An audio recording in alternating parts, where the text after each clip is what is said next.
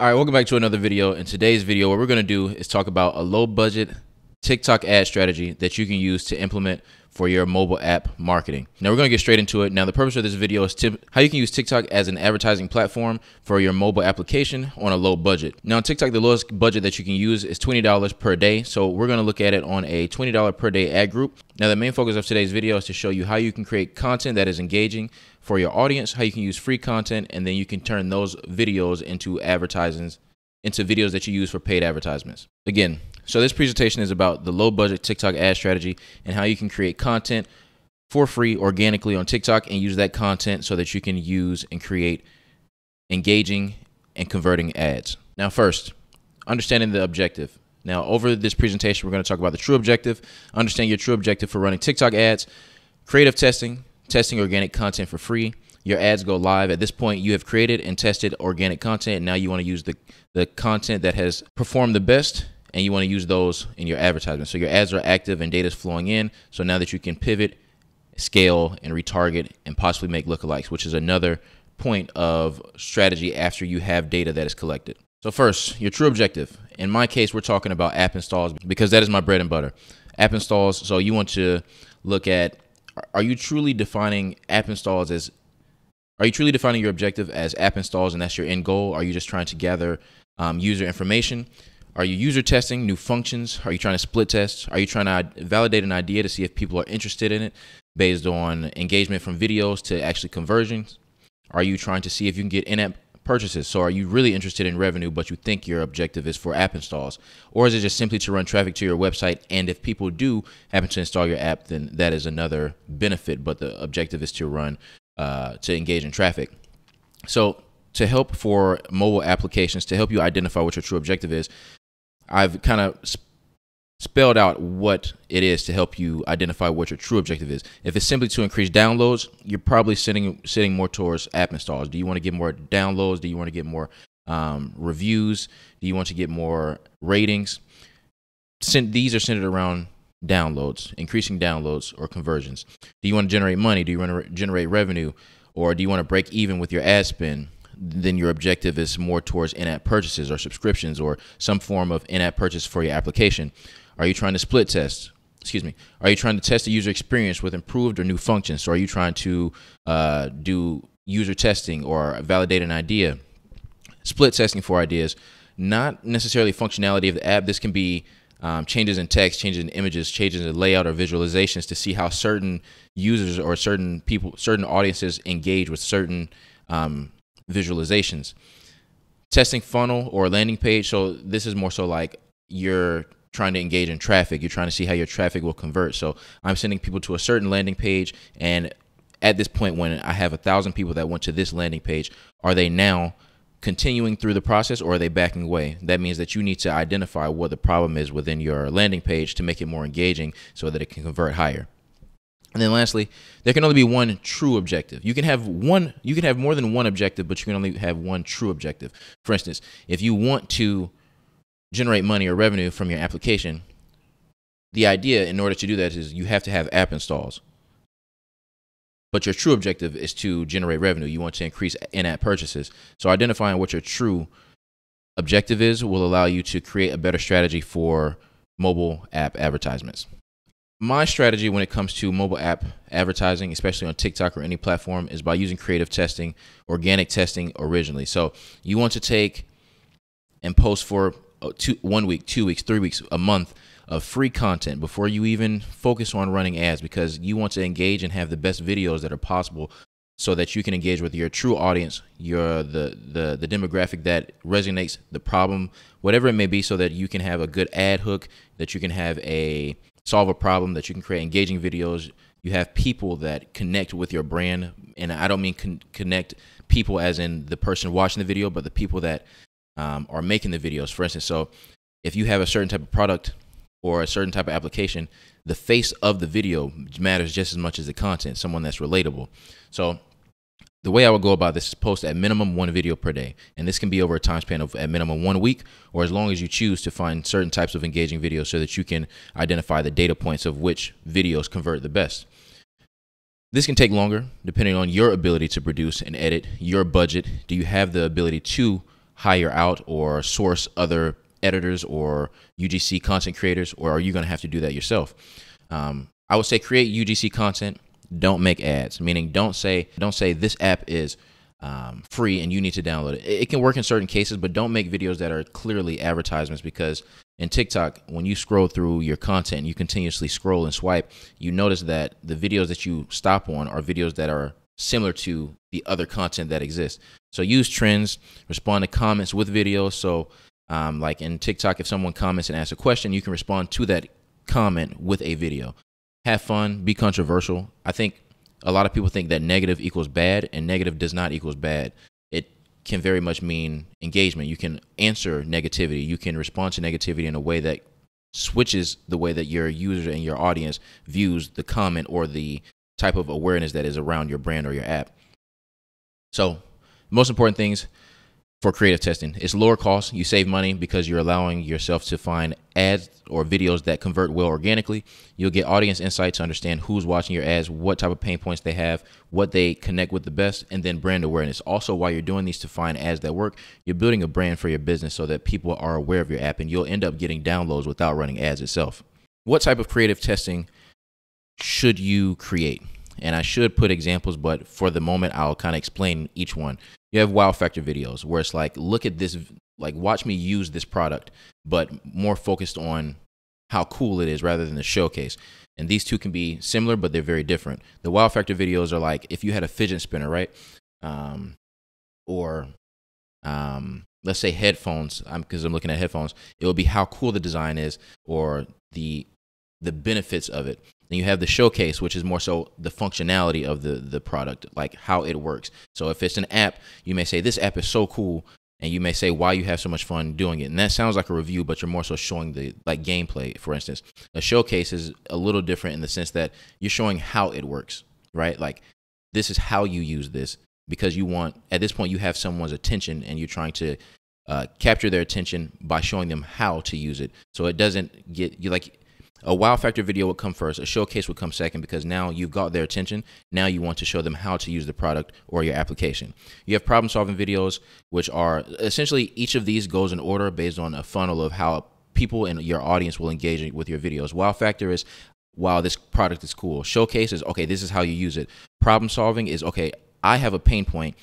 It's this app, this product solved it. And then reviews is that final piece of, there are people like me that look like me, that engage and do things like I do, and I've seen them use it, and now I have reviews to solidify my reason for purchasing or using, downloading your app, your product. So let's switch a little bit. So now that we have an idea of how we want to create organic content by doing creative testing organically, now we want to jump to the ads platform so that you can understand how to create ads for your campaigns. Going into the strategy for testing ads, again, your lowest budget that you can use is $20 per day. Essentially, if you only ran one video or if you ran one ad group, you could have a $20 per day within that campaign.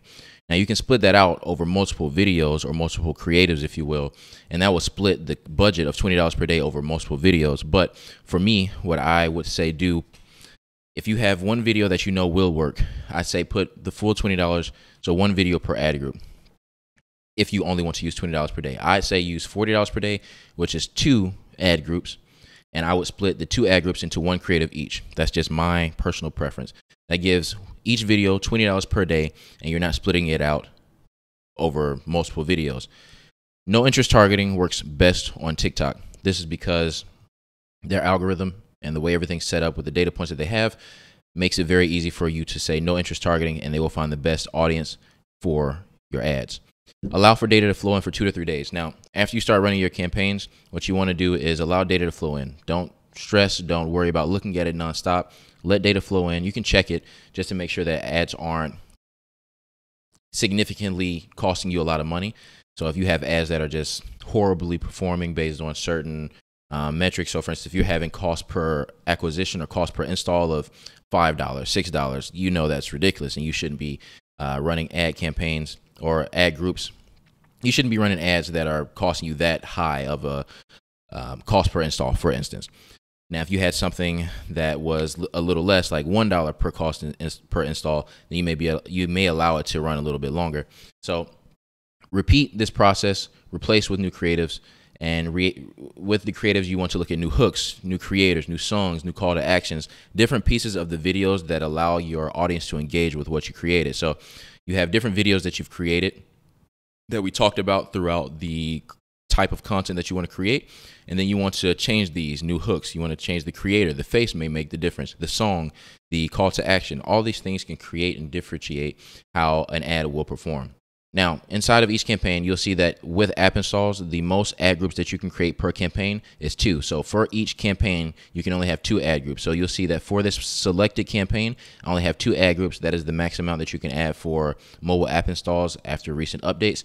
Now, because of that, we have 2 ad groups, each at a $20 budget. Now, with this $20 budget, you'll see that each ad will have 1 ad creative inside. And if I go back, you'll see 1 ad creative in the other. That is because I wanted to give a full budget to each of the videos that I created. So with this, for instance, I titled them a certain way. So it's US, Canada, no interest, creative 3. So that when I go in my AppsFlyer mobile measurement partner, I can identify which ads are performing, and I can make adjustments based on how they're performing. Now, let's be more specific here. Now so let's look at creative number 3.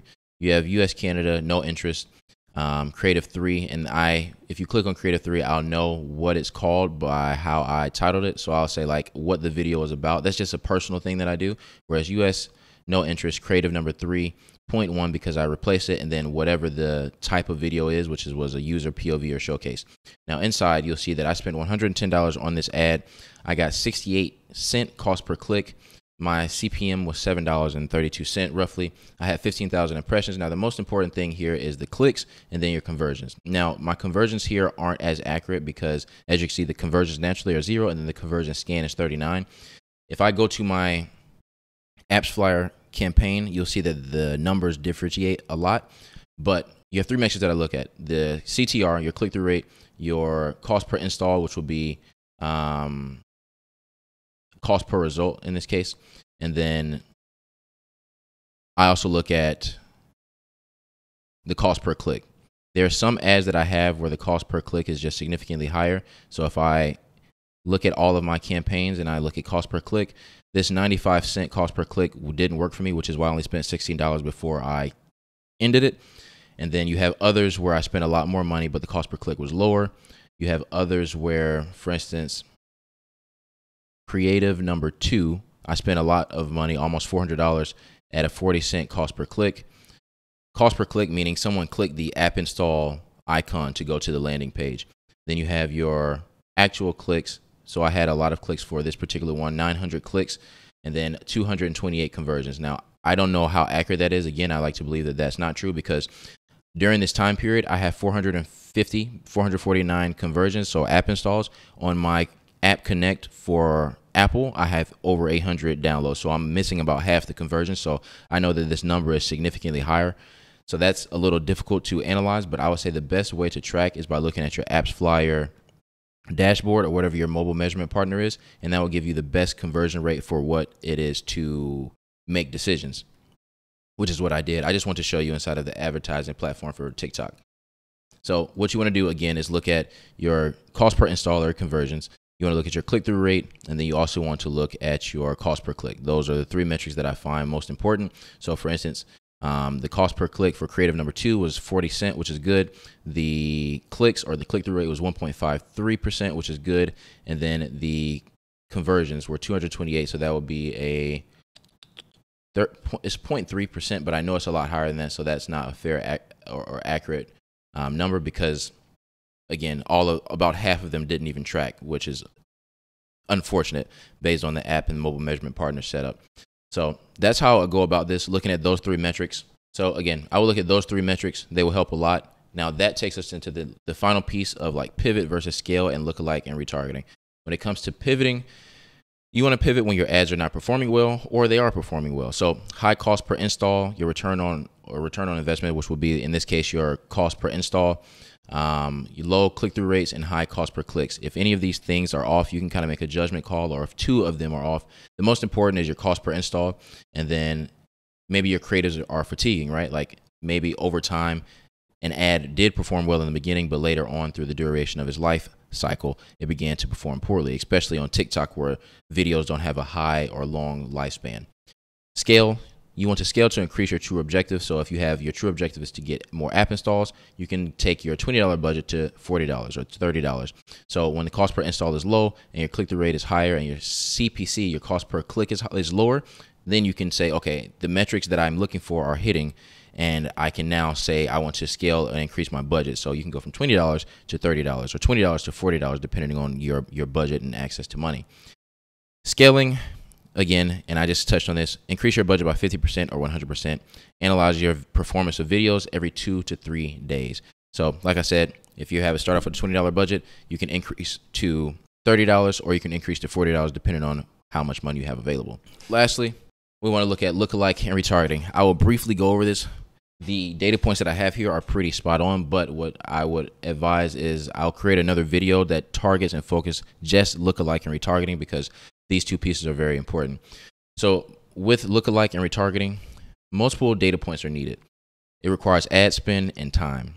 Retargeting needs a strategy. So you need to remember your audience, your customer, and what you're offering. Ideally, the goal of retargeting is to call them back to your original offer. So if you want to retarget someone, maybe they didn't convert earlier, or maybe you have another objective. So if someone did an app install and you want to retarget that person so that they can see an ad about in-app purchases, or maybe you saw someone that watched a lot of your video but didn't install, you want to retarget them and send an ad back to that person so that they can install the app. It's more of a, you've been introduced to my video, the concept, the brand, the application. Now I need you to go further within the funnel. So that's why you want to retarget. And it can take up to 4 interactions for a user and someone, your audience, your identified audience, to convert into a potential customer. So it may take up to 4 videos, 4 ads for them to actually engage and use whatever your call to action is. Lookalike audiences are meant to maximize your return on ad spend. So that means you found a customer type that converts well. That means if you have an app install video that converted well and it got you a cost per install of 50 cents per ad or 50 cents per install, there's a certain type of demographic that engage with that ad. I want to target the people that look like this audience. And that's what happens with lookalike audiences. So you found a customer type that converts well, and now I want to hyper target that customer type.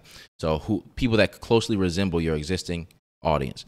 So with lookalike audiences, the main objective is quality over quantity. Now I have an idea of who is engaging with my ad. I know what they look like. Now I'm going to only search and put ads in front of that type of customer, that type of audience. And that's the difference between lookalike and retargeting. Retargeting is focused on engaging with people that have engaged with your brand, your ads, your videos, installs, in-app purchases, so that you can take them further along within the funnel and the process. Lookalike audiences are meant to focus on people that have converted in some way, which is whether it's video views, percentage watch or watch time. It can be the actual conversion, app installs, in-app purchases. People that look like a certain call to action or a certain action, I want them to be targeted next so that I can get them further along the process. That is everything that I wanted to cover on how you can use this low budget strategy for TikTok ads for mobile app installs. The main objective is to use creative testing so that you can find the highest quality and type of video that you can put money behind.